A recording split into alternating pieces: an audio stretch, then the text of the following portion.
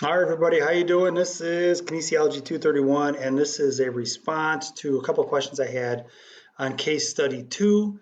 And when you look at case study 2, it was specific to a client. And if we take her full package of information and we kind of break it out and itemize it out, she's 45 years old, female. She had a family history of a father who suffered a fatal coronary embolism. He was at 60, and then smoking, physical activity, sedentary lifestyle, et cetera, et cetera, et cetera, et cetera. So when you read through this, you can start to parse out what are the positive risk factors and what are not positive risk factors. So when you look at this and you go, all right, if we go ahead and use the ACSM algo, and admittedly, in the book, it's a disaster because in the book, like known is not spelled right. And then also in the book, you have one page is the no leg of the algorithm.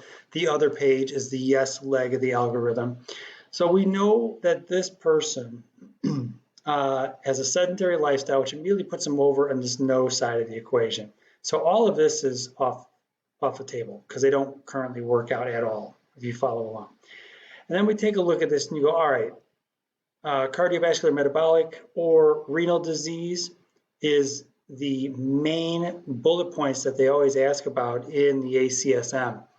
So let's go ahead and delve into this just a smidge further, right? And go ahead and go, all right, if we're talking that, and we start to now take these things off the table, all the other stuff, right? The BMI, the stuff that is a non-factor, we're left with these items: smokes, blood pressure issue, LDL, and then HDL. Those are your main components, right? And we got to look at this and go, okay, do those things meet the criteria of what's in the algorithm itself? So smoking 2 or 3 packs a day, physical activity, and I leave that in blue so you can see that. So based on this algo, Ms. Wilkinson, she has several risk factors, no doubt, no doubt. And when you look at it, these risk factors play into cardiovascular disease. Okay, but here's the thing. When we really evaluate it, we don't see evidence of cardiovascular disease, metabolic, or renal disease. Take this a step further and look now at the bottom. This is cut and pasted from this part of the ACSM. This is not from the book, by the way. This is from something I picked up on PubMed. And you look at this and you go, all right, she's in the no. Got it. So we're looking for metabolic, cardiovascular, metabolic, or renal disease. If we look at what is cardiovascular and metabolic, we don't classify under type 1 or type 2 diabetes, so that's off the table. Cardiac, peripheral vascular, or cerebral vascular diseases, those were not denoted anywhere in the intake either.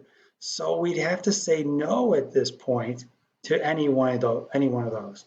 Now take this a step further. Does she have any signs or symptoms? Well, signs or symptoms are denoted here. At rest or during activity, pain, discomfort in chest and neck, jaws, arms, or any other results, etc. I'll let you read that. And again, based on the intake information, that does not meet the criteria. So this now further takes us down this furthest left side in terms of trying to categorize via this algo. And so with this, the person may gradually progress to vigorous intensity or exercise, and they further define what light, moderate, and vigorous exercise is, and they categorize it and stratify it, which is great. But when you look at this and you go, and you really look at the question, you have to evaluate then, okay, so she may gradually progress, but there's nothing listed about medical clearance because it shows here medical clearance is not necessary in this step to get to here.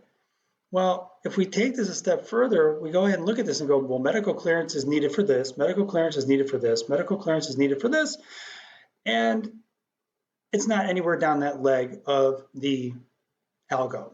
So you're left with a very tough question, and more importantly, a difficult answer to this question, which is, quite frankly, I don't think answerable. And it's part of what I've been stumbling through with some of the test content and the quiz content provided by the book. And you'll see as we've progressed now into the other areas and I'm writing the test, it's a little bit different animal. So this client needs a medical exam and or doctor clearance for vigorous exercise. Well, if we follow the algo as it's written and we follow the algo as per these types of contributing factors and what trips, if you will, the different areas within the algo. No, no, no, not necessary, and can progress to vigorous activity. Well, that is darn confusing. And when you look at this, I do respect the fact that everybody seemed to get this one right except for one person, but I'm probably going to throw this test question out. And then if I look at case study 2, the client needs a medical exam and her doctor clearance for moderate exercise.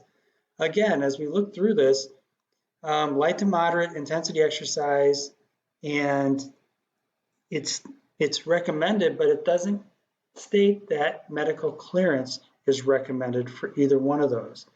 So this is, in my opinion, a quiz question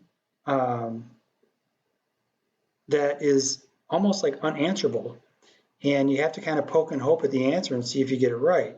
So I'm quite frankly, when I look at this and I look at how this algorithm is supposed to be used and how these two questions in particular were written based off of this, and quite frankly, I didn't like the other question either. I'm seriously thinking about throwing that one out too, the one that deals with the 3 stratifications, low, medium, or high risk, because low, medium, and high risk really are not denoted anywhere in this algorithm. And I'm quite frankly unhappy with that. So chances are quite good that this question will be gone. That's question number 5. And then also question number 8 will be taken out of the books because they're almost contradictory to one another, and I quite frankly didn't like the wording on them. And so to that end, guys, if you come across these types of issues and questions, and I've had somebody reach out to me and say basically, Instructor Adrian, I think your questions are all wrong. And I had to prove to the person that they weren't. I'm willing to go down that path with you because I'm finding these kind of things in the book. So to that end, if you find something or you think it's not just, let me know. But I really believe what we're looking at is for this case study in particular, question number 5 is out, 6 is going to be out, and then the other case study question that dealt with low, medium, and high risk should also be taken out because I don't think they're valid to this testing process. All right, guys, thank you so much. Email me with questions. Have a good one. Bye.